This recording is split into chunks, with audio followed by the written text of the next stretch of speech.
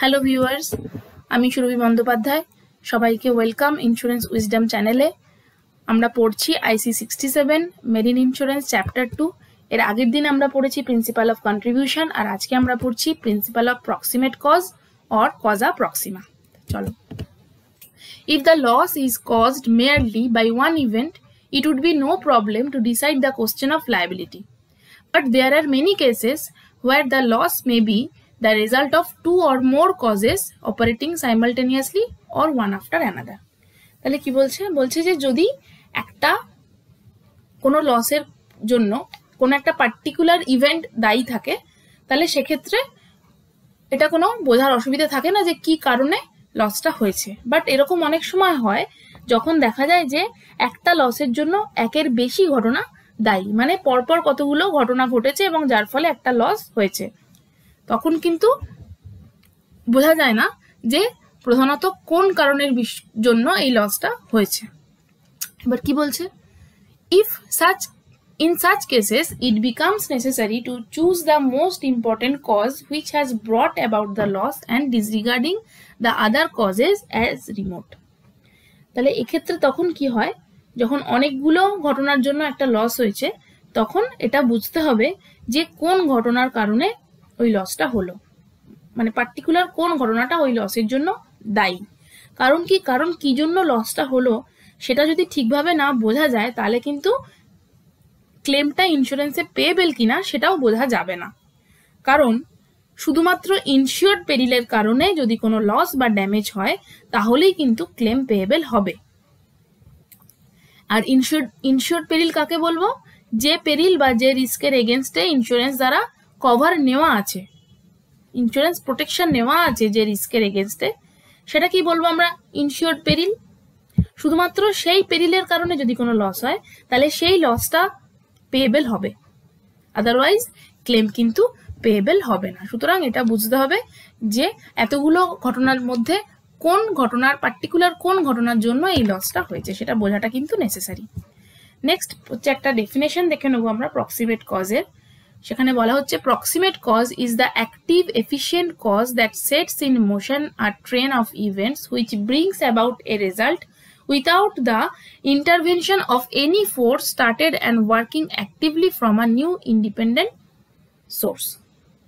কি বলছে যে পরপর একাধিক কতগুলো ঘটনা কারণে একটা লস হয়েছে। তাহলে সেক্ষেত্রে দেখতে হবে যে প্রধানত কোন ঘটনাটা ওই লসটার জন্য দায়ী, সেই লসটাকে আমরা বলবো প্রক্সিমেট কজ, এবং অন্য যে আরো যে ঘটনাগুলো সেগুলোকে আমরা বলবো রিমোট কজ। ওকে, এখানে একটা জিনিস দেখতে হবে যে প্রক্সিমেট কজ কখন অ্যাপ্লিকেবল হবে। প্রক্সিমেট কজ তখনই অ্যাপ্লিকেবল হবে যখন একটা লসের জন্য দুই বা তার বেশি ঘটনা দায়ী থাকবে, মানে ঘটনার কারণে যখন একটা লস হবে তখনই কিন্তু principal of proximate cause applicable হবে। যদি কোনো একটা ঘটনার জন্য একটা লস হয়ে থাকে, একটা ঘটনার জন্য একটা লস হয়েছে, তাহলে কিন্তু প্রক্সিমেট কজ অ্যাপ্লিকেবল হওয়ার কোনো প্রশ্নই আসছে না। এবার কিছু এক্সাম্পলস আমরা দেখে নিই। A ship's base was punctured due to rats and sea water entered and cargo got damaged. তাহলে এখানে দুটো ঘটনা ঘটেছে। একটা হলো শিপের বেসটা পাঞ্চার হয়ে গেছে র্যাট বাইটের কারণে, আর আরেকটা ঘটনা হলো জাহাজে সি ওয়াটার ঢুকে কার্গো নষ্ট হয়েছে। এখানে তাহলে দুটো ঘটনা ঘটেছে। তাহলে এখানে প্রক্সিমেট কজ অফ ড্যামেজ হচ্ছে সি ওয়াটার। যদি সি ওয়াটার না ঢুকতো তাহলে কিন্তু কার্গোটা ড্যামেজ হতো না, তাই তো? তাহলে যদি এন্টারিং অফ সি ওয়াটার এই পেরিলটা যদি ইনসিওর্ড কভার করিয়ে থাকে তাহলে লসটা পেয়েবেল হবে। কারণ কার্গোটা ড্যামেজ হয়েছে কি সমুদ্রের জল ঢুকে যাওয়ার জন্য, ইঁদুর পাঞ্চার করার জন্য কিন্তু জাহাজের বেসটাকে পাঞ্চার করার জন্য কিন্তু কার্গো ড্যামেজ হয়নি। তাহলে এখানে প্রক্সিমেট কজ হলো সমুদ্রের জল ঢোকাটা। ওকে, নেক্সট একটা দেখবো। A ship eventually sank in a storm but she had badly holed by a torpedo and although she had reached port, she was later ordered out by the harbor master in case she sank during the storm. তাহলে কি হয়েছে, একটা জাহাজে কি হয়েছিল, প্রথমে যখন জাহাজটা কোনো একটা জার্নিতে বেরিয়েছিল তখন টর্পিডোর কারণে জাহাজে ক্ষতিগ্রস্ত হয়েছিল। মানে কি, টর্পিডো হচ্ছে কি যুদ্ধের সময় যে সাবমেরিন থেকে গুলি চলে সেটাকে বলা হয় টর্পিডো। তো সেই টর্পিডোর কারণে জাহাজে গর্ত হয়ে গেছিল। আর তা সত্ত্বেও হয়তো জাহাজটা কোনো কারণে জার্নিটার হয়তো কাছাকাছি, পোর্টের কাছাকাছি চলে এসেছিল, তাই জন্য জাহাজটা জার্নিটা কমপ্লিট করে পোর্টে ব্যাক করে এসেছিল। এবার সেটা বোঝা যায়নি যে জাহাজের তলায় ফুটো হয়ে গেছে টর্পিডোর কারণে। তো জাহাজটাকে আবার নেক্সট ভয়েজের জন্য পাঠানো যখন হলো, তারপরে কি হলো, একটা সামুদ্রিক ঝড়ে জাহাজটা ডুবে গেল। তাহলে এখানে জাহাজটা কেন ডুবলো? ওই ঝড়ের জন্য কিন্তু জাহাজটা ডোবেনি। জাহাজটা ডুবেছে কারণ জাহাজটা যখন আগের ভয়েজে গেছিল তখন ওই টর্পিডোর কারণে যে জাহাজে হোল হয়ে গেছিল, সেই কারণে কিন্তু এবার ঝড়ের কারণে জাহাজটা ডুবে গেল। যদি টর্পিডোর কারণে জাহাজে ফুটো না হতো তাহলে কিন্তু ঝড়ের জন্য জাহাজটা ডুবতো না। তাহলে এখানে প্রক্সিমেট কজ হবে যে ওই হোল্ড বাই টর্পিডো, এটাই হবে এখানে প্রক্সিমেট কজ। ওকে, নেক্সট একটা এক্সাম্পল দেখবো।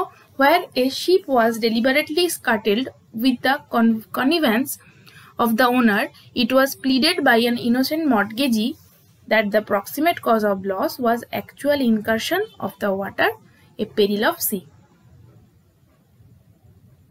ধরো কি হয়েছে, একটা জাহাজ কোনো কার্গো ওনার ইচ্ছে করে ডেলিবারেটলি নিজের কোনো ইমমরাল কারণে ওটাকে ডুবিয়ে দিয়েছে, কিন্তু একজন মর্টগেজি সে তো জানে না, সে ভাবছে কি যে এটা কোনো ন্যাচারাল পেরিল কারণে সমুদ্রের জল ঢুকে গেছে, যেটা একটা ন্যাচারাল পেরিল, সেই কারণে জাহাজটা ডুবেছে।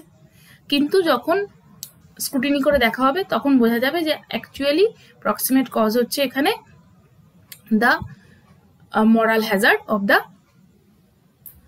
owner.